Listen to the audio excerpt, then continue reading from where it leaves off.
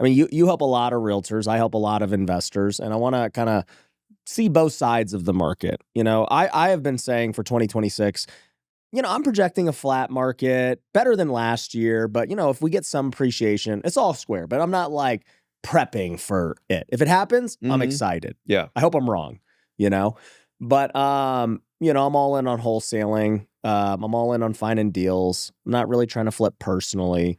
And that's kind of like the advice I'm giving. For you, you're more so, you invest yourself, but you're mainly talking to realtors most of the time. What are you telling these realtors? They need to stack listings all the way to the ever-living moon, because spring is going to happen this year. We're going to have a spring. And the thing I tell agents, and really anybody I give advice to, even investors, right? When I tell people stuff, giving them advice on things, it's like, yeah, I'm giving you this advice based on this market, mechanism that may or may not happen. But if you do what I'm telling you to do, it doesn't matter if that happens or not. Like if an agent goes out there and gets a bunch of listings and spring doesn't happen, they're not going to be mad that I told them to go get a bunch of listings and now they got a bunch of listings. Yeah. If I tell a real estate investor, go buy a bunch of homes or buy a bunch of rentals, they're not going to be mad because they own a bunch of homes. Yeah. But yeah, I'm telling them that this is the year they need to really, I've been telling them this for years. Like when the market's down, that's when you crush. Right. That's when you expand your brand, your influence, your footprint.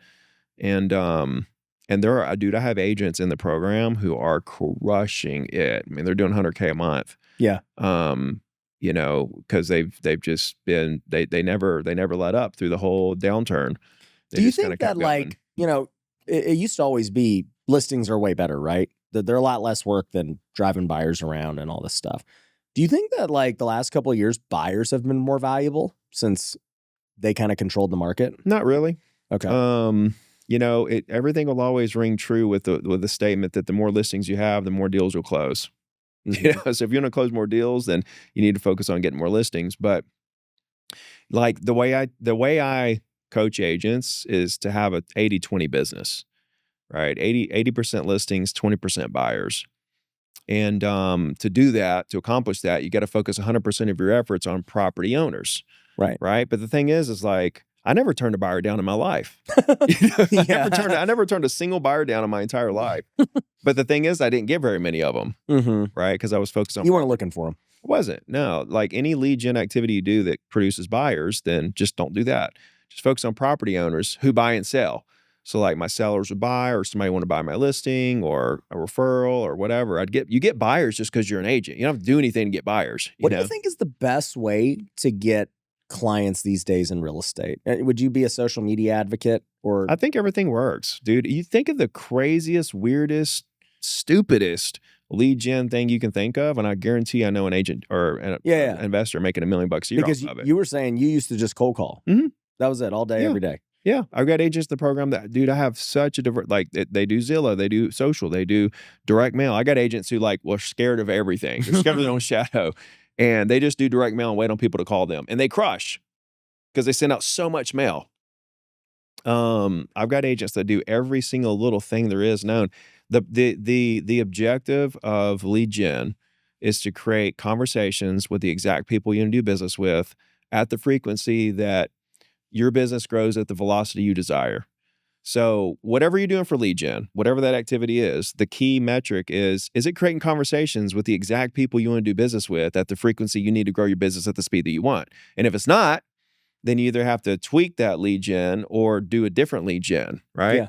So I don't really care. That's why I tell them when they come in, like, I don't care what you do. Like, you can cold call, you can do social, but if it's not creating conversations with the exact people you want to do business with, then we're dead. Cold call is probably easier to get started. It's easier to get started. It's easier. Like, okay. So like social, because social takes time. Oh yeah.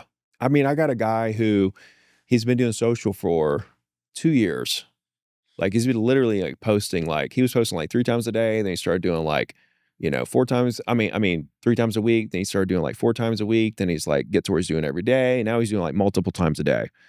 And in December, we were at a workshop and he was like, it's just not working. I'm not getting anything.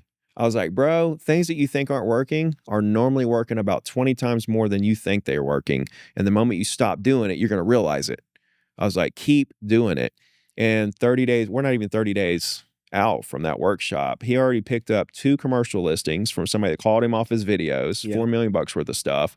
He got a $1.5 million buyer he went and showed his listing to, all from his social, but he's been doing it for 2 years. Yeah. You know, and now all of a sudden, but I think the biggest problem people make with social, bro, and this is I think honestly, the moment that it started happening for him is when he started calling out his audience in the beginning of his videos.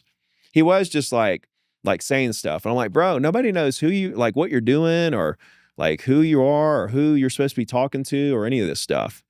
I was like, you need to say, hey, if you are looking for a place in Gulf Shores, or if you're, you know, if you want the best coffee in Orange Beach, Alabama, or if you, whatever, and start calling out your audience. The moment he started doing that, dude, he started getting leads. Oh yeah.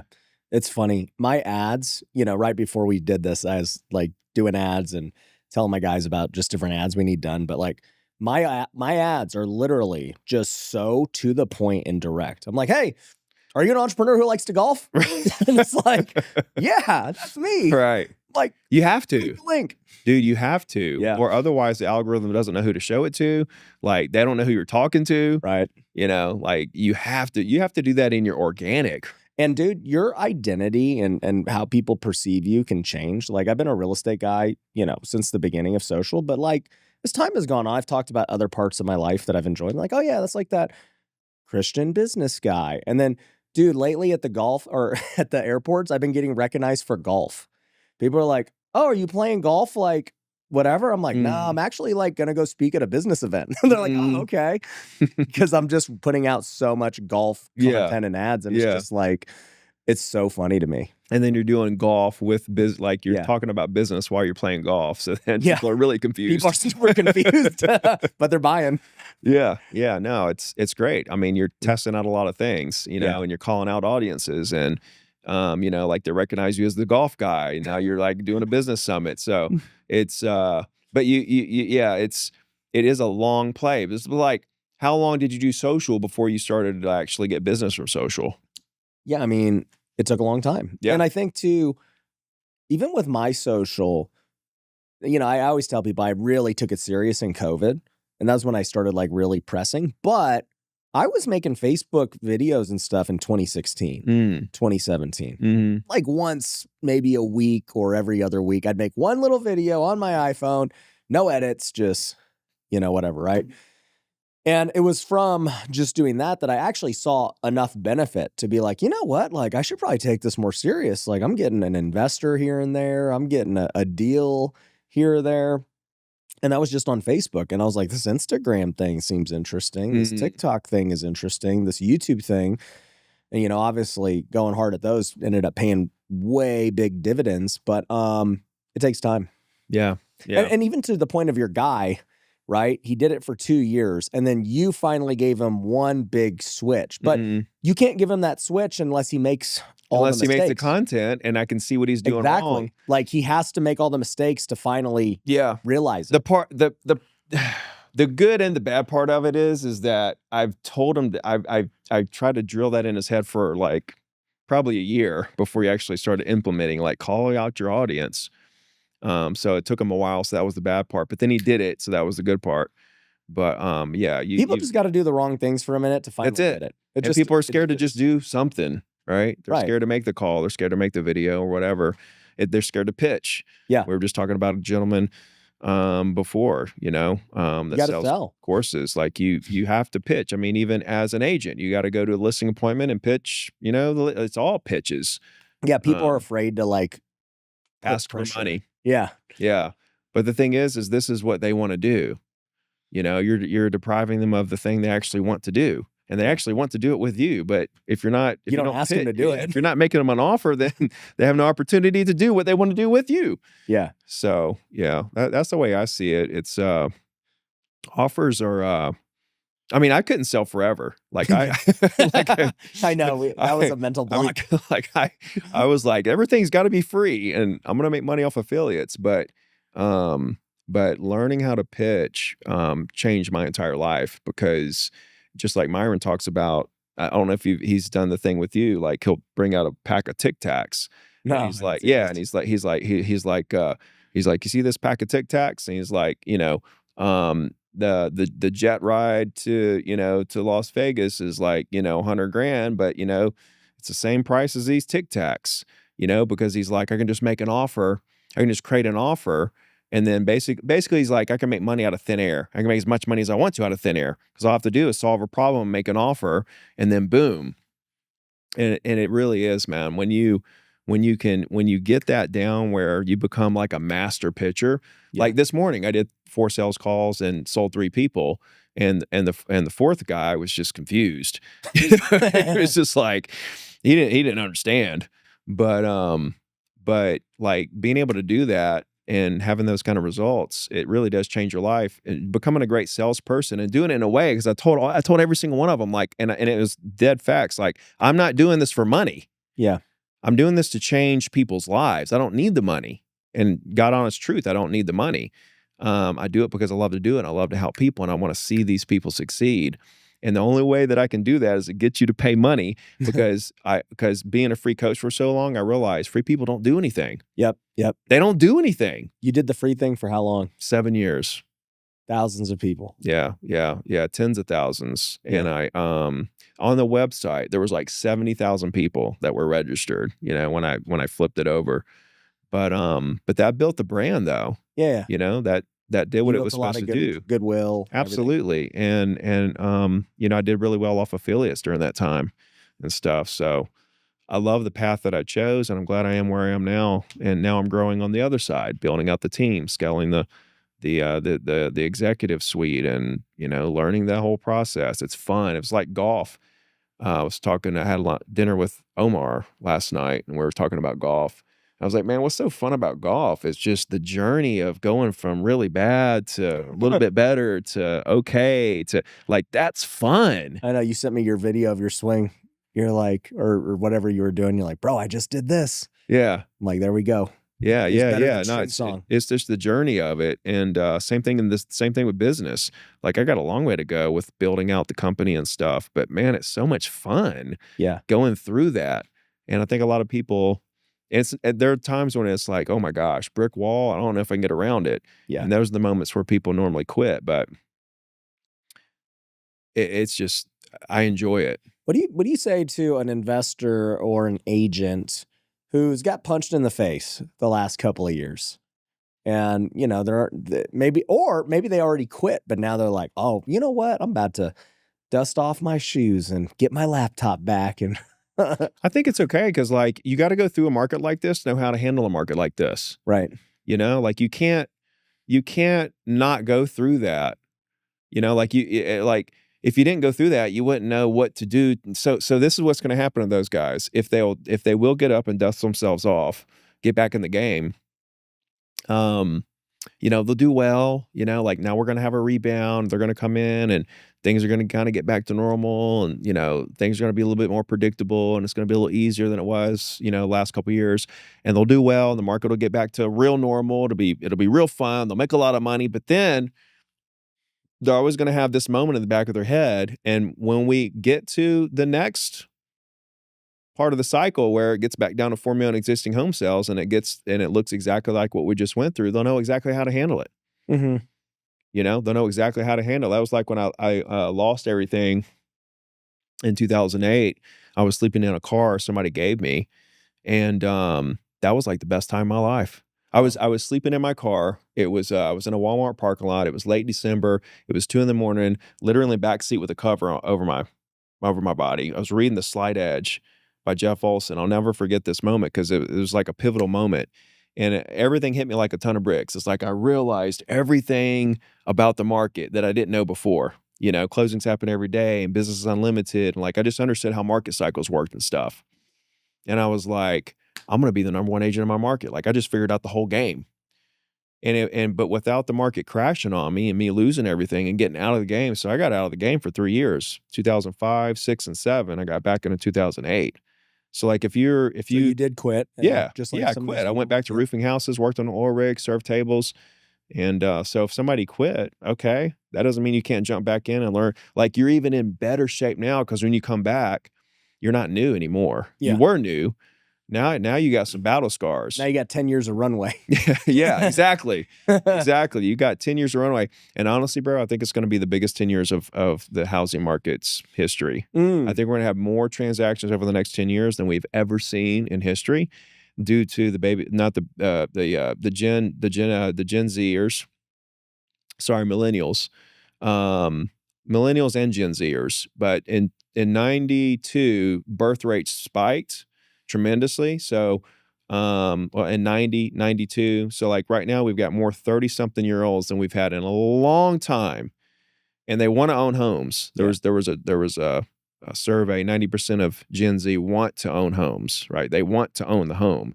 Then you got all the people that refinanced and bought at 3% rates that have kind of been holding out because they're sitting on low rates. All that's going to, it's not going to be an explosion. It's just going to be this gradual thing. But I think I was telling you that we're going to come back and it's going to take a couple of years to get to where we're going to plateau. And I think that plateau is going to be a lot higher than we've ever seen over a 10-year period. I think real estate agents are going to make more money than they've ever made over the next decade, in history. And I don't know that there'll be another decade like this one.